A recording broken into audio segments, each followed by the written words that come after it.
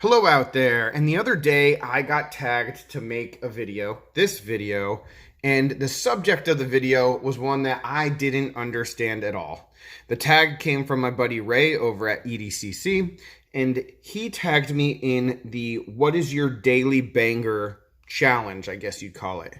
And guys, I don't know what the hell a banger is. I guess I do now because I had to look it up, but I'm 36 years old. I'm not cool. I'm not trendy. If someone says banger to me, I'm thinking it's a sausage, like bangers and mash. That's the only banger that I know.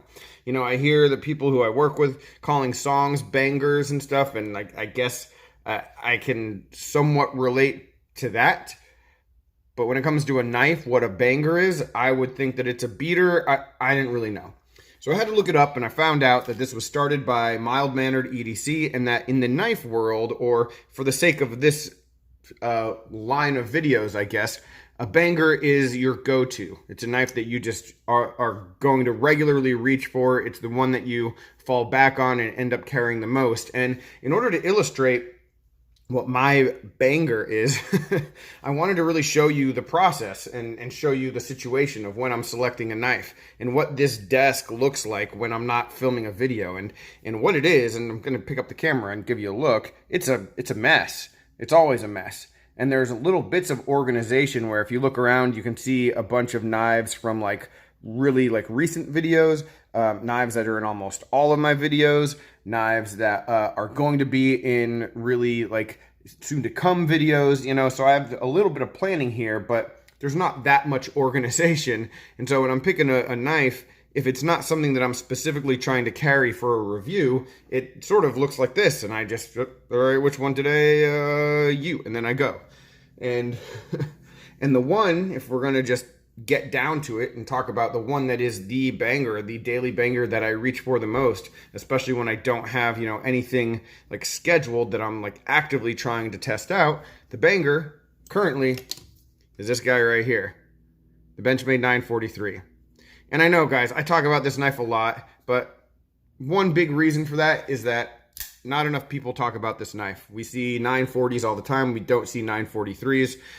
If you're one of those 943 fans watching, John, Randy, a few of you other guys, yep, this is going to be a good video for you. But the 943, and specifically this 943, has become my, I guess, banger over the last year or so, just because I love the model itself. And I don't think it gets enough appreciation, but also I've just come to really, really like this specific one. And this knife has started to mean more and more to me. You know, and I'm not someone who babies his knives. A lot of people do. I don't actively go out of my way to abuse them either, though. You know, so if I have a knife that's pristine and I know that I'm going to have a task that I'm going to have to beat the crap out of a knife with, I'm probably not going to grab the pristine knife. I'm going to grab a knife that I beat up on stuff with. And what always tends to happen with those beater knives, and it's just sort of funny that it works out this way, is that once you beat up the most, they develop more character, and then you get, at least me, I get this sentimental attachment to them, right? So I start to like those knives more. So the ones that show that wear, the ones that get beat up, I like more and more. And I talked recently about how the 943 is just, as far as a platform, you know, I can't pick from all my mini grips. So this one is my favorite Benchmade. And so I reached for this one a whole lot. And what happened in the past year or so is I got a new deck built, and I went to stain it, and when I stained it, I had to cut into the cans for the stain, and I had this knife in my pocket, and I wasn't going to go inside and get a different tool or something else. I mean, I had something that could do the job, so screw it, I'm doing the job, and so I screwed up the blade. I didn't realize it was going to be this bad, but you can see all the cuts just from where the metal just scraped and ripped up the coating, and so that's how the knife looks.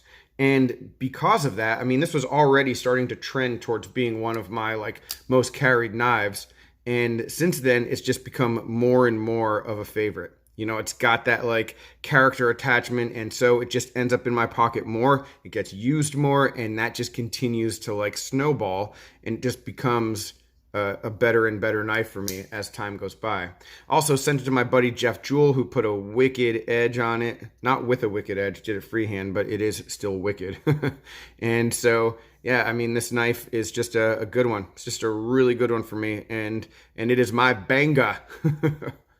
So that is it, guys. I wanted to respond to this challenge, even though it's really not necessarily